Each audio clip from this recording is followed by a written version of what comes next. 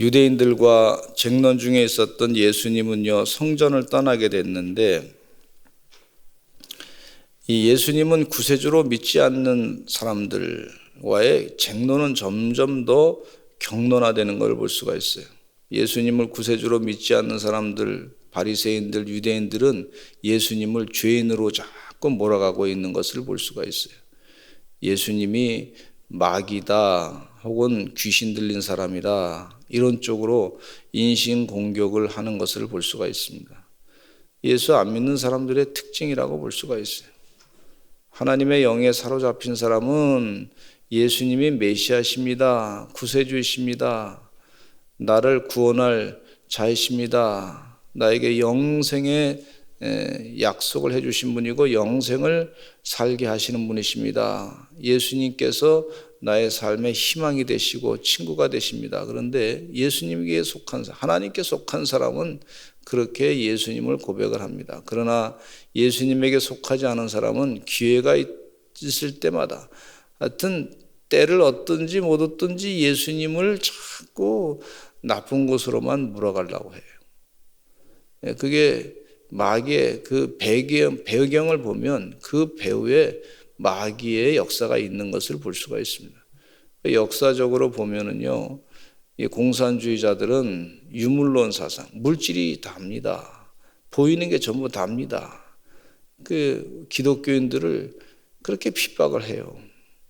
그래서 21세기 지난 2000년대에는 그 전에 순교를 당했던 사람들보다 그 역사적으로 계속 많은 사람들이 예수 믿으면서 순교를 당했는데 그 한 세기 동안에 그동안 많은 순교당했던 사람보다 더 많은 사람이 순교를 당했어요.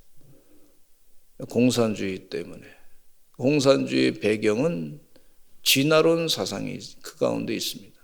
하나님을 빼놓고 보니까 모든 것이 이 다윈의 진화론도 보면은요, 그 구체적인 그런 과학적인 근거가 너무 미약합니다. 그냥 거의 과학적인 소설을 쓴 거라고 볼 수가 있는데 그걸 자꾸 사람들이 또 따라가서 그래서 이 사회가 뭐 발전한다, 사회가 발전하고 뭐 그런다지만 성경 말씀에 분명히 말씀해 주시기를 처음이 좋았습니다. 천지 창조할 때 하나님 보시기에 좋았어요. 그리고 점점 인간이 죄 때문에 타락해가지고 이제 말세 길로 계속 가고 있는 것을 볼 수가 있습니다. 그러므로 사회가 발전한다. 물론 경제가 조금 발전하고 또 사는 그런 삶의 생활 태도, 생활이라든지 문화가 좀 발전한 것은 인정하지만은 그러나 우리 사람들의 마음 가운데 영적으로 정말 계속해서 하나님께 더 가까이 다가가는지, 그럴수록 자꾸 하나님께 점점 멀어지는 걸 볼 수가 있어요. 교만해가지고 동성애도 찬성하고 하나님께서 생물학적으로 남성과 여성을 만들었는데 그걸 사회적 성으로 바꿔가지고 자기 소견에 오른 대로 내가 여성이다 느껴지면 그냥 여성이고 남성이다 느껴지면 남성이고 뭐 그렇게 해서 성을 막 그냥 바꾸는 걸 볼 수가 있어요. 그게 사회적 성의 개념이에요. 어디까지 갔냐면 이 여자들 이 체육 대회에 남자가 와가지고 나는 여성이다. 난 느낌이 그렇다. 나 여성이다. 그래서 여성 대회에 참석했는데 참석해가지고 이 무슨 큰 그 투기 종목에 참석했는데 그 여성 선수가 말이죠. 남자한테 내가 여성이다 하고 주장하는 남자한테 많이 맞아가지고 아주 생명의 위협을 느꼈다 하는 그런 정도의 일이 벌어지고 있어요. 이게 사람 사는 지금 말세 현상이라고 볼 수가 있습니다. 하나님을 자꾸 의지하지 아니하면 이게 그리고 화장실도 말이죠. 남자들이 말이죠. 그냥 여성 구분 없이 그냥 다 들어가자. 그러니 여자들이 더 인간적으로 더 위험한 그런 상황을 살게 되는 아주 이 우리 후손들이 살아갈 세상을 생각하면요, 참 기도가 많이 돼요. 어떻게 그런 생각을 가지고 사는지. 우리 후손들을 생각하면서 바르게 하나님의 뜻이 이루어지게 해달라고 기도해야 될 줄로 믿습니다. 간절하게 기도하시기를 간절히 축원합니다.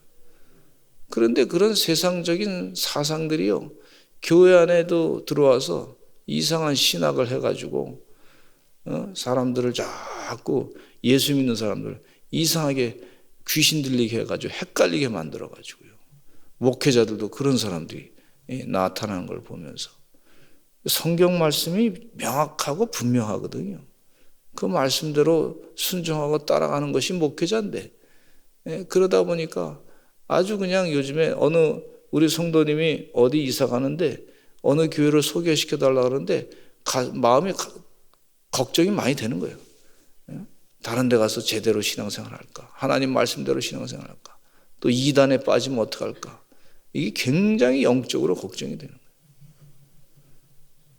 그래서 기도가 많이 되더라고요. 그래서 그런지 마음에 좀 편할 날이 별로 없어요. 기도가 많이 돼요. 내 기도하는 그 시간, 그때가 가장 귀하다. 주님 도와달라고 간절하게 기도하는데 하나님이 또 일하시는 줄로 믿습니다. 마음에 부담감을 가지면 또 기도하게 하시고, 기도하면 하나님 응답하시고 깨닫게 하시고 하나님이 역사하시고 축복을 주신다고 확신합니다. 그러니까 예수 그리스도를 구세주로 믿지 아니하면 귀신의 영이 쌓여가지고 예수님을 자꾸 핍박하고 있어요. 교회를 우리 장로님 기도한 것처럼 교회를 자꾸 핍박하고, 코로나가 교회에서 시작됐다고 자꾸 얘기하는데, 세상에 그 많은 지하철로 다니는 사람들은 왜 거기서는 안 걸렸는지 몰라. 참 신기하다. 버스도 많이 타고 다니고 백화점에 사람 많이 몰리는데 말이죠. 근데 안 걸려. 교회만 걸려. 이게 우리 가만히 보면요,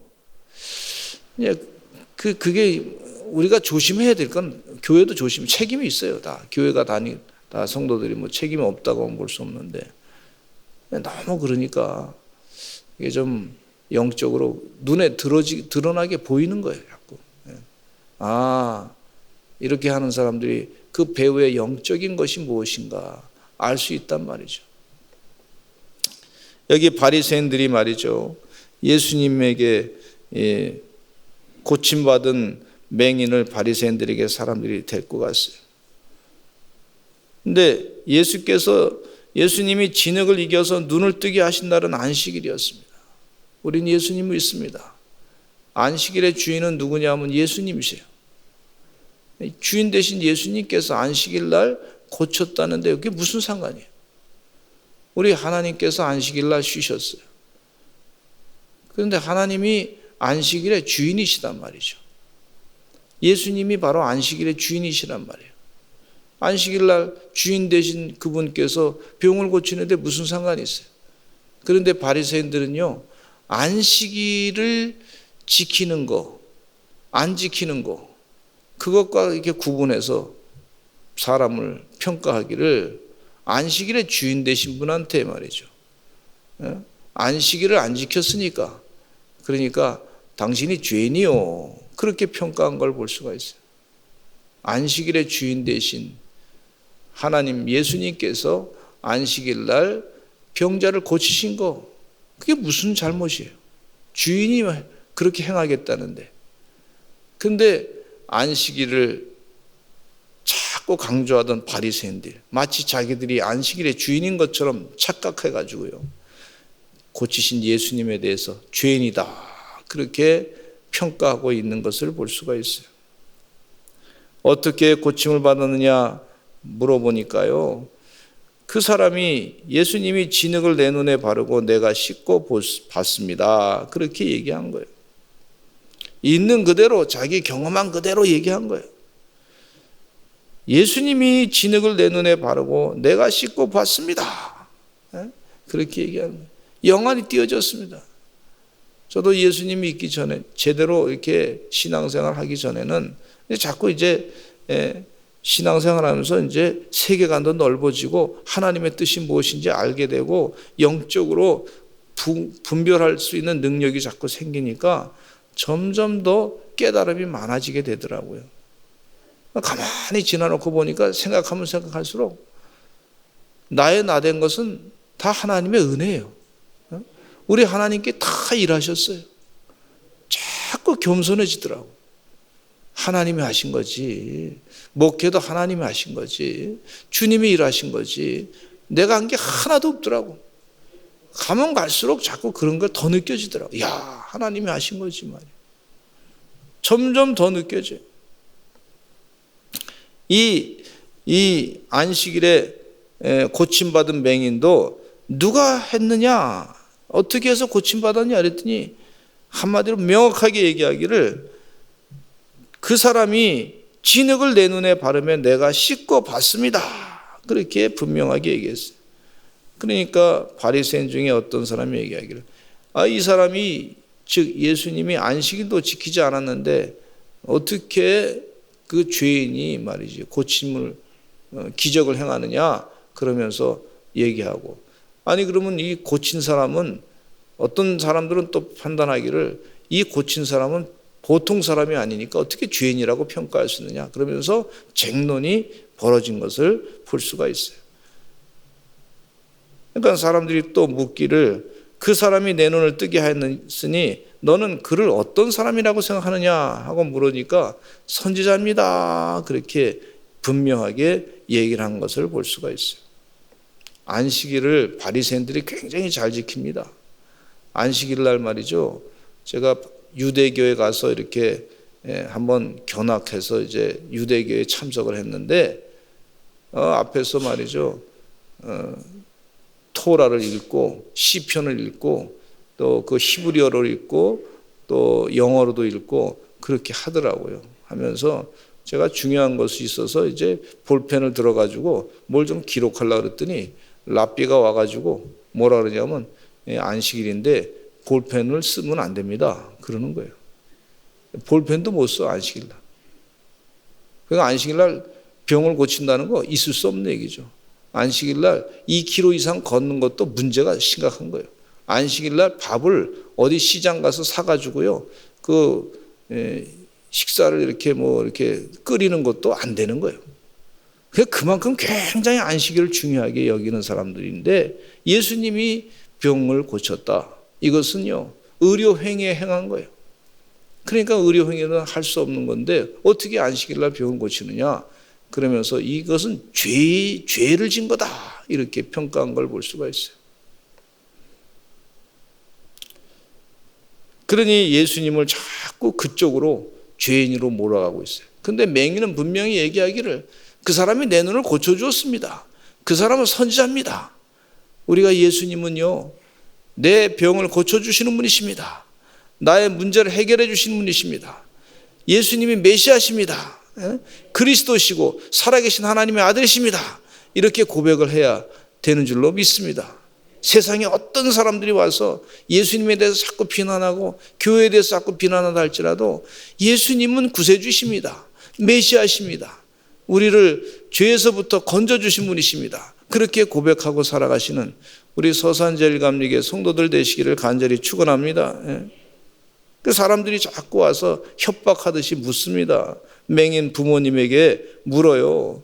이건 맹인 부모님은 사회적으로 분위기를 유대교의 분위기를 알잖아요. 예수 믿는 사람들을 자꾸 출교시킨다고 하는 얘기는 무슨 얘기냐면 사회생활을 못한다는 것과 같은 거예요.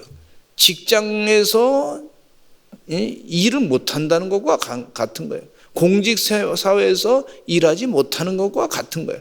이것은 그 삶의 근거를 끊어놓는 것과 마찬가지란 말이죠. 그러니까 얼마나 이 부모님이 마음에 불안하겠습니까?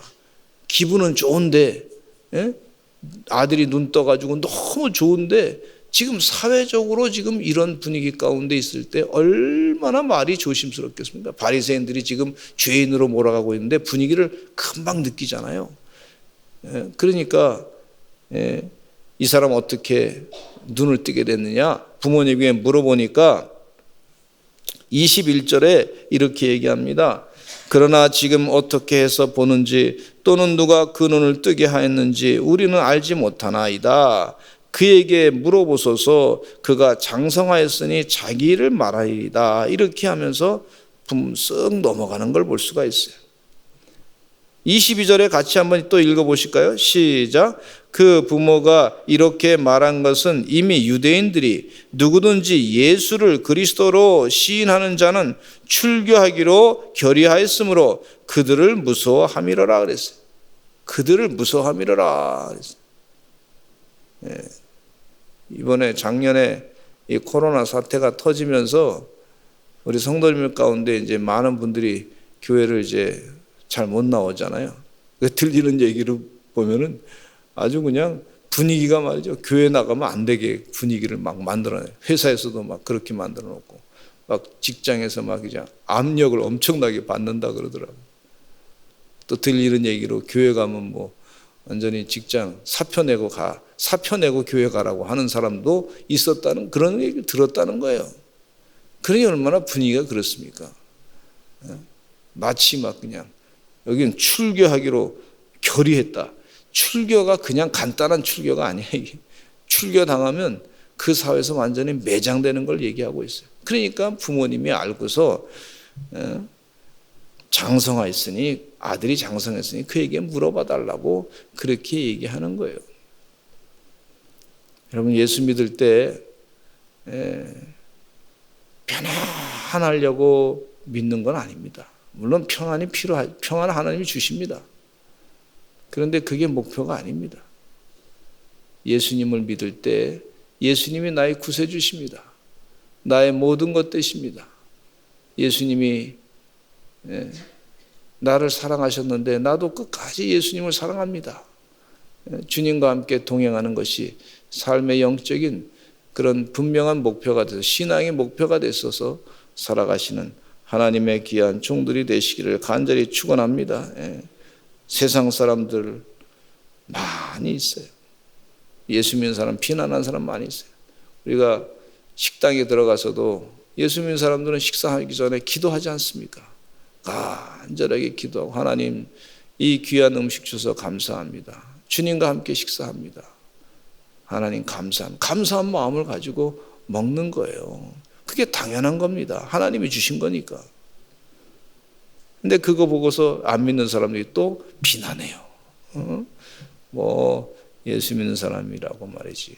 자랑한다고. 그러나 두려워하지 마시기 바랍니다.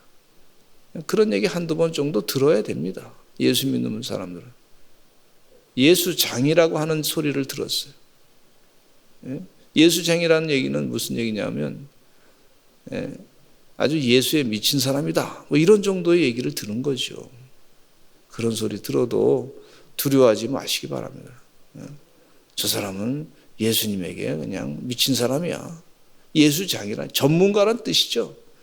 어떤 의미에서 보면 비아냥거리는 소리라고 볼 수가 있어요. 야, 저 사람 예수 믿더니 말이죠. 완전히 사람 변했어. 이런 정도 소리는 들어도 괜찮습니다. 하나님의 뜻대로 거룩하게 살려고 하다 보면 끊을 건 끊게 되고 이전의 생활을 습성을 끊을 건 끊고 하나님의 거룩한 뜻대로 살게 되는 줄로 믿습니다. 왜? 주님이 함께 하시기 때문에 내 안에 내가 죽고 주님이 살기 때문에 그렇습니다. 이 맹인의 삶은요, 우리 주님이 고쳐주셨습니다. 메시아가 고쳐주셨습니다. 선지자가 고쳐주셨습니다. 이 분명한 고백을 가지고 사는데 우리 귀한 사랑하는 소산제일가명의 성도님들도 내 삶은 우리 주님이 이끌어 가십니다. 영생의 길로 인도하십니다. 내 문제는 우리 주님께서 기도할 때마다 해결해 주십니다. 나의 나된 것은 하나님의 은혜입니다. 이런 고백으로 살아가시는 하나님의 종들이 다 되시기를 간절히 축원합니다. 우리 다 같이 주여 삼창하시고 통성으로 기도하겠습니다. 주님, 내 삶의 모든 것 되시는 주님만 의지하고 살아갑니다. 주는 그리스도시요 살아계신 하나님의 아들이십니다. 그런 고백으로 승리하며 사시는 하나님의 종들 되시기를 간절히 축원합니다. 우리 다 같이 주여 삼창하고 기도하겠습니다. 주여 주여